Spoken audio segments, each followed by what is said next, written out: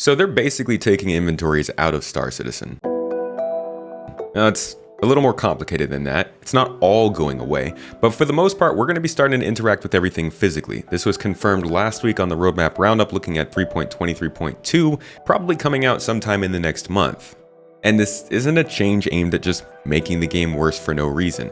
There are definitely reasons that they've been working at this, and they've been working at it for a while, since all the way back in 2020. So in today's Feature Watch, we're going to talk a little bit about cargo, physicalized cargo, freight elevators, all that jazz, and what it's going to mean for the game coming in 3.23.2 and going forward.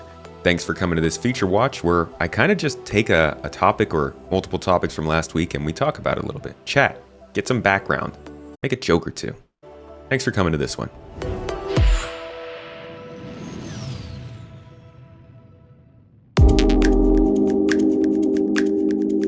Now, this change to cargo, like I said, it's been a long time coming, and it's a big part of trying to make the economy matter more.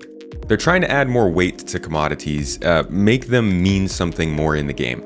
All of this means that cargo is going to take more effort to move, and locations are actually going to have specific reasons to have cargo that you would be picking up or dropping off. Chad McKinney actually talked about this earlier in the year, giving us a little bit of a look into what they're planning for the economy. One of the big changes that we're making about how you buy cargo is changing it from being a raw resource allocation. So you won't just be picking like 3 SEU and then have the system like automatically figure out the configuration of cargo that you would need to put that into your ship. Rather, the places in the game are going to have certain stock, and that stock will include the box size. So that's the idea here, is that like there are going to be places that just deal in higher volume. There are going to be places that deal in smaller volume, and there are going to be some places in between. The locations will have the facilities there that make sense for them. But of course, the prices that it costs to ship these things, the earnings you make, all that's got to be factored in, especially with things like engineering requiring more crew members on.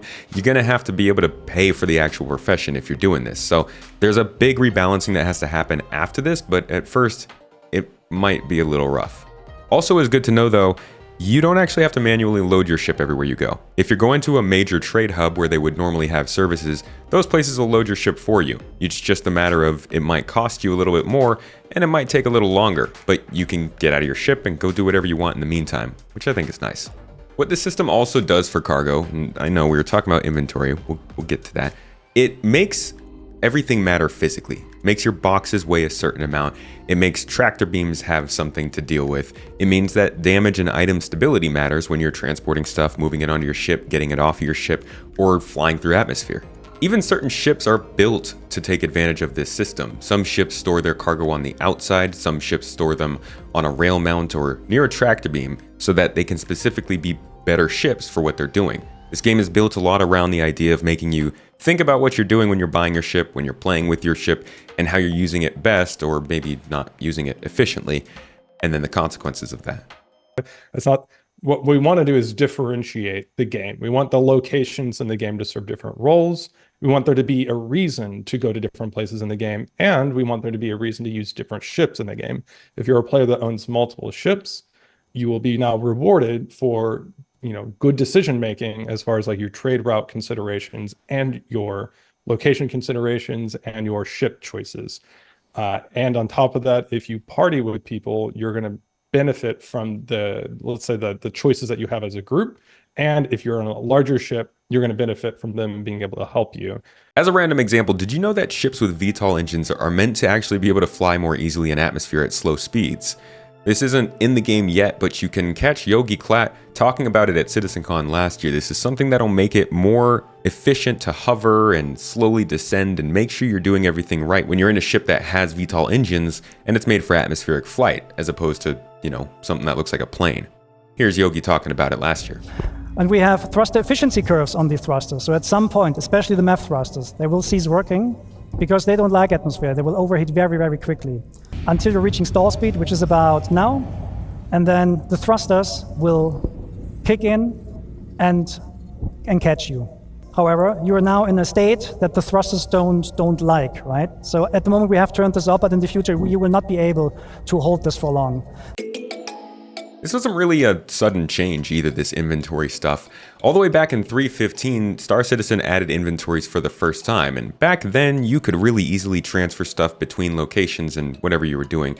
But pretty quickly they started to separate inventories into locations. You could still transfer stuff between your city and your space station in orbit, but that also went. Then they physicalized all the boxes so that you could start to pull boxes off of ships, maybe for piracy or trading, or just to move things around yourself. This used the tractor beams, which got a lot more functionality last year as well. Finally, we got physical containers, which you could store your loot in. So this is just the next step in that line of making sure we can physically interact with and coordinate all the stuff that we're working with in game. And this next step, or rather what is actually replacing our inventories in the game, are freight elevators and gear storage. You may have already noticed gear storage terminals around cities in 3.23 because this feature was delayed a little bit, but they're generally a back and forth exchange with whatever place you're at. So if you're in a city, your gear storage is giving you your personal items in that city, your freight elevator is giving you those larger pieces and also your gear if you want it over in your hangar. So instead of being able to walk into your ship, go to your inventory screen and transfer things in and out of your ship, you have to go over to a kiosk, request something be brought into your hangar, and then carry it on board. This isn't going to be too much of a problem since most of our stuff will persist on our ships long term, but for the people who are getting more into cargo hauling, trading, and vehicle transportation, this is meant to diversify and build on that. The coolest part about this all is that the hangar that you get at your home base is actually a home. For the first time ever in Star Citizen, we have a persistent home that's always the same every time you go back to it, and you can invite your friends over, you can hang out, you can plan out events, you can group up your stuff and distribute it on different days. It's always going to be there and it's always going to load the same way.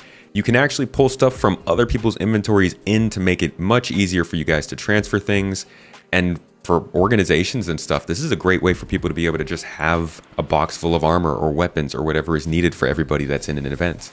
So overall, this is a change that makes the game more complex, yes, and it can make things more difficult for people, but it also opens us up to have more options and do things a little bit more how we would want to. And this is how missions and stuff are going to go forward too. A lot of missions and things that go on in the game will be changed to accommodate these freight elevators and gear storage items. The real potential of these freight elevators is that eventually you're going to be able to stockpile stuff. When you look at the economy and you are a miner, refiner, or even a cargo hauler or trader, you can go and put your stuff in your hangar, wait for the price to drop or rise, and then do whatever you need to make more money. And there are little things like that that we'll be able to use this for in the game that aren't exactly included in the patch notes or in whatever's introducing this feature. That's what a lot of people are excited for with this. Not necessarily the on the paper explanation, but how much it starts to open up the sandbox aspect of the game. And then there's the whole cargo profession that's coming with it.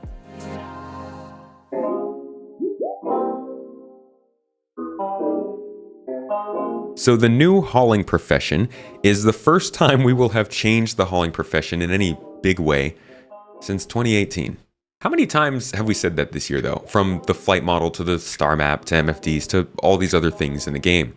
The profession is finally changing. It's adding reputation, so you can climb the ranks as you do these things. It's adding a guild. The Merchants Guild is finally getting introduced, and we're getting a bolstering of the companies in the game that would even give you these missions. We already know some of them like Covalix and Red Winds, but they're going to add a few more, give them a little bit more of a personality of places where they operate, and let you climb those ranks, build relationships, and get different types of cargo. So now what they can do as they give you routes is put you on certain routes with certain types of cargo that might complicate things. Think things that are volatile, need to be kept cold, or could be toxic. The aim is to diversify the gameplay so that you can start to feel like your ship actually makes a difference when you're hauling cargo. And I think this is pretty good because this is all going to be natural anyways. Generally, the game is going to revolve around the idea of us trading things and using things that each other finds. Crafting, exploration, base building, the player-influenced economy. We're going to have to be able to trade items, and this is all part of building that and hopefully testing it pretty well this year. And ultimately, I don't think this will really affect small ships too often unless you're really into the hauling. I think this is more for ships that are going to be loading more than a couple SU boxes at a time. And then there's also the persistence I talked about, where your gear, your armor, your loot, your weapons, your ammo, all that stuff's going to stay on the ship when you store it there over time, since the game is going to be getting wiped less and hopefully crashing less. Specifically, the cargo hauling profession is also possibly the first time I think that we're seeing a real introduction of earnable in-game rewards. Things that they have specifically said at CitizenCon last year will only be available earnable in-game. This is a big deal for people who play Star Citizen because there's so much going on that talks about money and how many dollars it takes to get something. It's nice to think that you could actually just do something as ambiguous as hauling cargo in a certain way and get something in-game that other people can't get. We'll have to see when that comes in. I hope it's with this first update, but we don't have all the details yet. So more on that in the next couple weeks. And that's the main point of it. This is all coming pretty soon. Yes, I know when it was delayed out of 3.23, we were all so sure that we wouldn't see it for months, if not this year at all. But here we are. About a month later, it's going to go into testing soon, and we will get to see if this really does make a big difference to everything. You could be trying this out on the PTU this month. If you are looking for more discussion about this feature, because there is a lot I didn't mention in this one, I did a main tomato talk on this same channel a couple months ago. I'll link that for you down below. But there's also a Star Citizen Live that they did where the devs came in and talked about this for a solid hour, answering a lot of the questions we went over here. I'll link that as well. And I should be doing my own podcast on Space Tomato 2, my second channel, in the coming weeks. Once I get a chance to really try this gameplay out, I'll bring on one of the big cargo professional folks that we've had on the show before, and we'll chat about it and see what they have to say about how it's really changed now that we're moving on from a system we've used for 7 years. But ultimately, this is a big feature. It was delayed because they wanted to get all of the niche and weird edge cases out of the way when testing this, because they knew just how big a deal this would be adding to the game. This could potentially shake everything. I know that we say that features are game changers a lot of the time. This one's going to have a pretty significant effect on just about everything that we do that requires us to get or move stuff. I mean, every player is going to feel this. From the second you log into the game, you're going to wake up and see a gear storage kiosk in your apartment where you're going to go and get your water bottle or your armor, your undersuit. This is going to be big. And the format of missions and group gameplay and the game in general is probably going to change quite a bit over time because of it. I hope you enjoyed this feature watch. Like I said, these are just weekly looks into stuff that happened in Star Citizen the week prior. I try to get them out on the next Thursday, but I might shorten that time for you a little bit so we can get goods earlier in the week. We're still doing our main channel videos with the higher quality and not so much of this face on there, and the exclusive videos are going out every month to our supporters. Thank you so much for keeping this possible. Like I said, I've got a second channel for long form content and podcasts. We got a third channel for gameplay, and I do stream every week if you want to come and hang out and just chat. Either way, thanks again for checking this one out, and I'll catch you in the next.